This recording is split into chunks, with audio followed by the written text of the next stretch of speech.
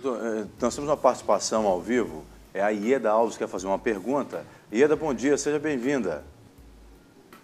Bom dia a todos. Bom dia. Fique à vontade. Doutor, Ah. eu já tive também câncer de mama. E eu já reparei que a maioria das mulheres que têm câncer dá sempre do lado esquerdo. Por que isso?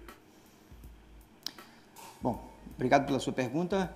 Na verdade, isso é um conceito que a gente tem, isso foi até um objeto de observação no meu trabalho de mestrado, mas que, na verdade, a diferença ela é muito pequena. Você tem mais ou menos uma diferença de 48% dos casos de câncer de mama na mama direita e 52% na mama esquerda. Não existe uma explicação técnica para justificar essa diferença ou maior acometimento na mama esquerda. Mas, efetivamente, há uma pequena prevalência maior dos casos de câncer de mama do lado esquerdo. Pode ser uma coincidência, né? Não necessariamente... Não coincidência. Algum fator provavelmente justifique, mas que nós não temos essa resposta de uma maneira muito precisa. Ficou respondido, Ieda? Mais alguma dúvida? Ah, sim, ok, obrigado. Tá bom, obrigado por ter participado com a gente, né? Agora, a gente sabe que, recentemente, a gente ouviu dizer que o sistema de saúde do Brasil, então, agora, orienta que as mulheres que passam por esse tipo de procedimento, no caso da retirada da mama parcial ou integral, que elas possam receber a correção na mesma cirurgia. Isso seria um avanço ou não, doutor? Claro que é.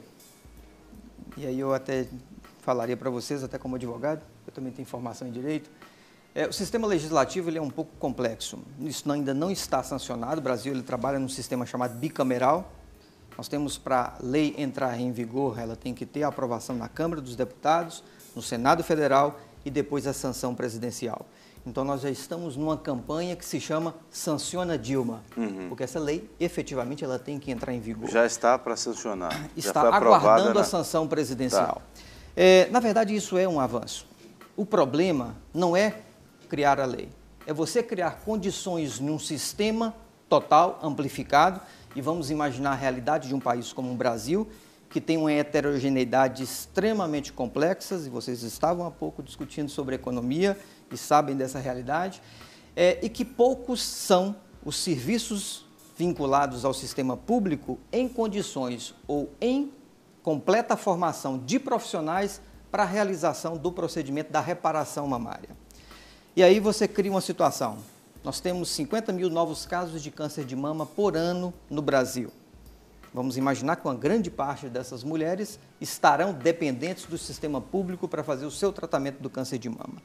Nós não temos no Brasil hospitais e profissionais médicos capacitados para fazer todos os procedimentos para correção das sequelas provocadas pelo tratamento do câncer de mama.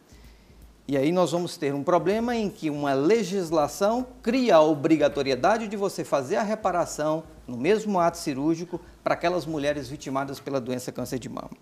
Então você tem uma lei que obriga a fazer a reparação, mas você não tem os profissionais para fazer o procedimento. E aí você criou um grande problema.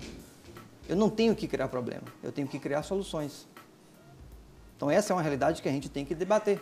Inclusive porque eu estou aqui pensando, não sei se é relevante o que eu vou falar aqui, mas a princípio eu pensava que um cirurgião plástico, por exemplo, poderia ser um profissional que fizesse essa correção. E não necessariamente ele vai dar conta de fazer isso, porque o processo tem que estar ligado à retirada da mama lá por causa do câncer. É justamente essa dúvida que me ocorreu aqui também. O mastologista que é responsável por essa... como se diz, reconstrução. O cirurgião plástico ele não tem condição de operar isso? A equipe ela pode ser formada por cirurgiões mastológicos, o mastologista é o cirurgião da mama, por qualquer justificativa, seja por uma doença benigna ou por uma doença maligna, no caso o câncer, e as equipes elas têm que estar com uma formação capacitada, seja de mastologistas com capacitação, com treinamento para fazer as técnicas de reconstrução, ou com mastologistas para fazer o tratamento cirúrgico do câncer e cirurgião plástico para fazer a reparação. Então depende da estrutura que o hospital tenha, independe. Então, na verdade, o que a gente precisa ter, seja mastologista ou seja cirurgião plástico, os hospitais têm que oferecer esse tipo de infraestrutura. Ou seja, o que o senhor está batendo é realmente o básico. Não adianta também nós sancionarmos uma lei e esbarrarmos numa falta de estrutura para que essa lei seja amparada. E a gente sempre fala isso aqui, cotidianamente a gente fala sobre esses assuntos, sobre as coisas que são implantadas, mas que não têm estrutura para serem respeitadas. Mas uma das coisas que a gente quer também levantar aqui, Kênia, é a questão de como você venceu essa doença.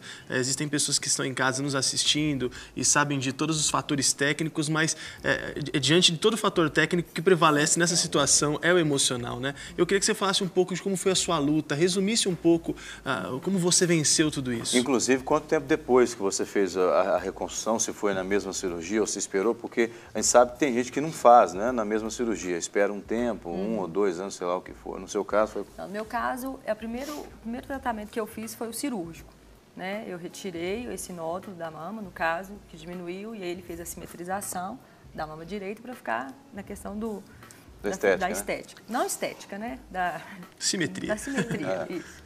Logo depois eu fui para a quimioterapia, aí fiz 6 meses de quimioterapia, depois fiz 3 meses de radioterapia.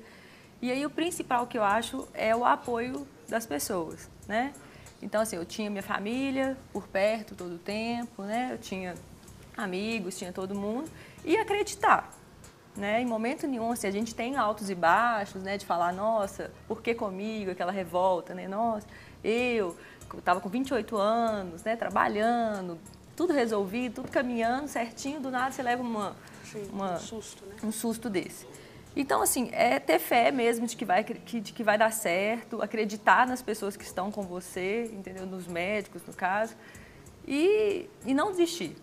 Sabe, isso eu passo para todo mundo, né? Não entregar os pontos, apesar de que é difícil, não é fácil. O tratamento né? é difícil. O tratamento é difícil, porque além da questão cirúrgica, né, da estética, eu acho que a quimioterapia é pesado, a radioterapia é pesado, né? Cai o cabelo, fica careca, né? Então, tem a questão da mama, depois cai o cabelo. Da estética mesmo. E aí bate na estética de novo.